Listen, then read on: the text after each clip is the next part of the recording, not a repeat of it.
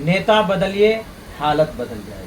अगर नेता आप नहीं बदलेंगे, आपकी हालत कभी नहीं बदल सकती। बस मेरी गिरबान पकड़ कर पूछिएगा कि मौलाना अब्दुल्ला, आपने बोला था कि नेता बदलिए हालत बदलेगा, हालत वही है। 1967 से लेकर आज तक जो काम नहीं हुआ जो कि हाट में, मैं उन कामों को करके दिखाऊँ। विधानसभा अमोर में अख्तरुल ईमान साहब जीते और कुछ अदहमन में जीते और बहादुरगंज में जीते, लेकिन यह है कि उनमें से 4 तो चले गए, लेकिन अख्तरुल ईमान साहब बाकी रहे। काम करने का वक्त था इन 5 को, लेकिन ये 5 चले गए। इन 5 को तोड़ करके आरजेडी ने अपने पास बुला लिया, अपने पास उनको शामिल कर लिया। रही बात है कि अख्तरुल ईमान साहब है, अख्तरुल ईमान साहब का काम जग जाहिर है। कितने सारे पुल पुलिया ऐसे हैं अमोर में जो जब से 1967 से इलेक्शन हो रहा था तब से लेकर के आज तक किसी नेता ने जो काम नहीं किया, वो काम अख्तरुल ईमान साहब ने अभी काम कराया है अमोर के अंदर में। बहुत सारे मसाइल ऐसे हैं जिसकी आवाज़ बुलंद की अख्तरुल ईमान साहब ने सदन के अंदर में।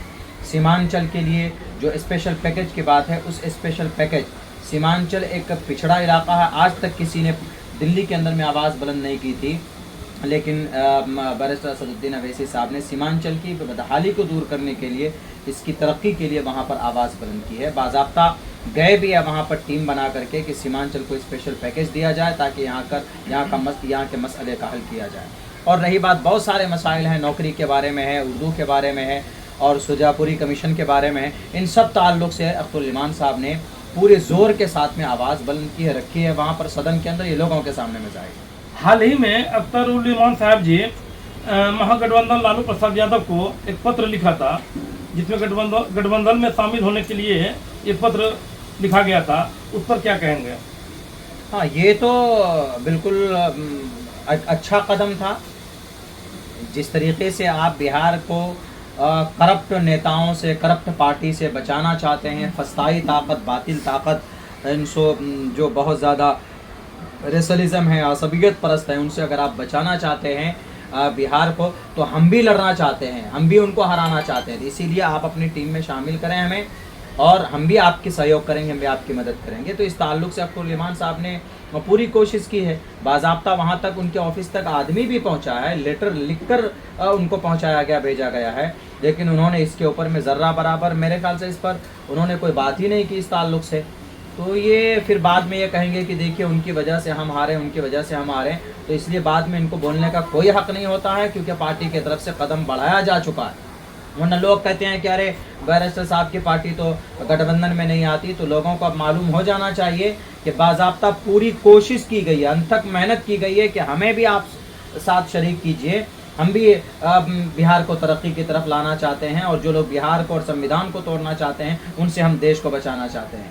लेकिन उन्होंने अगर नहीं लिया, शामिल नहीं किया है, तो ये उन लोगों की बदनसीबी रहेगी। देखिएगा कि इतना नुकसान उनको भुगतना पड़ता है। जोकीहाट में कई लोग दावेदारी पेश कर रहे हैं, इस पर आप क्या कहेंगे?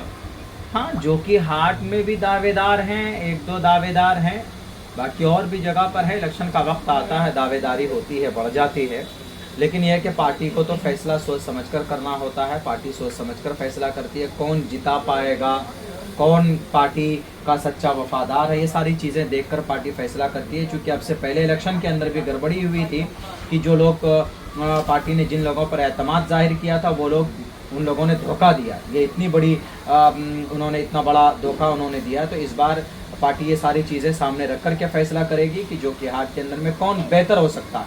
सबसे पहली चीज़ तो है कि जोकीहाट में जीत कौन दिला सकता है, पार्टी को कामयाब कौन कर सकता है, पार्टी का सच्चा सिपाही कौन है, पार्टी का मजबूत कैडर कौन है, लोग किन के साथ हैं, पार्टी हमारी कामयाब होनी चाहिए। तो इस ताल्लुक़ से पार्टी फैसला करेगी, हमारी उम्मीद है हर जगह के बारे में। जोकीहाट विधानसभा में आपकी टकराव किससे होने वाली है? अगर मेरे हक़ में फ़ैसला होता है तो इंशाअल्लाह मैं तो यही कह रहा हूँ कि जोकीहाट के अंदर में फिर टकराव, फिर मुकाबले में कोई नहीं आने वाला है, कोई भी नहीं। मौजूदा जो हैं वो तो बिल्कुल भी कहीं से कहीं तक नहीं है। लोगों के सामने में चर्चा कीजिए तो लोग गाली देता उनके नाम पर, इसलिए कितना करप्ट और घोटाला इस वक्त जोकीहाट के अंदर है। 1967 से लेकर आज तक इतना करप्शन जोकीहाट के अंदर नहीं हुआ जितना कि आज के टाइम पे। लोग उनसे आजिज़ हैं। बहुत जल्दी इलेक्शन का वक्त आएगा तो लोग बहुत जल्दी कहेंगे कि उनको हटाओ यहाँ से, लोग उनसे बहुत ज़्यादा परेशान हैं। इसीलिए कोई मुकाबले में नहीं है, इसलिए कि लोगों ने सारे नेताओं को देख लिया। जितने भी नेता अभी आ रहे हैं कि हमको इलेक्शन लड़ना है, कोई बिना पार्टी के मेहनत कर रहा है, और कोई ये है कि 5-6 महीना पहले दल बदल कर मेहनत कर रहा है। लेकिन यह है कि इन सबको लोगों ने देखा हुआ है। लोग एक नई शक्ल को देखना चाहती है, लोग एक नई नस्ल के एक उमंग आदमी को देखना चाहती है कि जो कि हाट के अंदर में जिस ज़माने के रफ्तार के साथ साथ में यहाँ की तरक्की के काम को आगे बढ़ा सकेगा, तालीम के काम को आगे बढ़ा सकेगा। इन सब चीज़ों को लोग देखना चाहती हैं, लोग चेहरा बदलना चाहते हैं। इसीलिए मैं तो ये कहता हूँ कि कोई मुकाबले में नहीं होगा, इंशाल्लाह मजलिस यहाँ से कामयाब होगी। एक और सवाल आपसे रहेगा कि अगर आपकी विधायक बनती है तो सबसे पहले क्या करेंगे? देखिए, विधायक क्या, मैं तो खादिम ही समझूंगा। अभी बहुत सारा प्रोसेस से गुजरना पड़ेगा वहाँ तक पहुँचने के लिए, लेकिन अल्लाह के लिए कोई बहुत बड़ी चीज़ नहीं है ये। अगर अल्लाह ने मुझे वहाँ तक पहुँचाया तो विधायक के अंदर में जो भी काम आता है एक विधानसभा के लिए, जो भी मसला हो, पब्लिक का हो, हेल्थ के ताल्लुक से हो, एजुकेशन के ताल्लुक से हो, रोज़गार के ताल्लुक से हो, जितने भी मामला उनसे जुड़े हुए होते हैं, जहाँ तक वो काम कर सकता है, मैं आपको ये वादा दिलाता हूँ आपके चैनल से कि हर काम इंशाअल्लाह बिना करप्शन, बिना घोटाले के लोगों को यहाँ पर बड़ी आसानी के साथ सारी सुविधाएं यहाँ पर मिलेगी। किसी को राशन कार्ड, अभी जाति निवासी का 300-400 रुपये लिया जा रहा है, राशन कार्ड बनाने का जो 2500-3000 रुपये लिया जा रहा है, ये सब खत्म होगा। आधार कार्ड, ये केवला मोटेशन के अंदर में 11-12 हज़ार रुपये लिए जा रहे हैं। केस FIR रजिस्टर कराने के लिए 15 हज़ार रुपये लिए जा रहे हैं। हर तरफ करप्शन ही करप्शन है, जो कि हाट के अंदर में इतना बुरा सिस्टम है अभी कि एक भी टेम्पो स्टैंड नहीं है। चारों तरफ टोटो और टेम्पो, इधर से उधर लोग परेशान होते हैं। एक भी ढंग का शौचालय जो कि हाट के अंदर नहीं बना हुआ है। इतनी बड़ी मार्केट है, हज़ारों के करोड़ों रुपए, मेरे ख्याल से लाखों करोड़ों रुपए का ट्रांजैक्शन है, सेलिंग है एक दिन के अंदर में पूरे जो कि हाट का अगर आप देखेंगे। लेकिन पूरे आवाम यहाँ पर, हमारी माएँ बहनें ज़्यादा आती हैं मार्केटिंग में, उनके लिए कोई शौचालय का बंदोबस्त अभी तक ढंग से नहीं किया गया। किया गया तो उसकी सफाई का कुछ नहीं, पूरे साल कचरा भरा हुआ रहता है। ये सारी चीज़ें इंशाअल्लाह मैं ढंग से करूँगा। यानी मैं ये कह रहा हूँ कि 1967 से लेकर आज तक जो काम नहीं हुआ जो कि हाट में, मैं उन कामों को करके दिखाऊँ। तो आप अपने प्रशंसक और चाहने वाले को क्या संदेश देना चाहेंगे हमारे चैनल के माध्यम से? मैं यही कहूँगा, नेता बदलिए, हालत बदल जाएगी।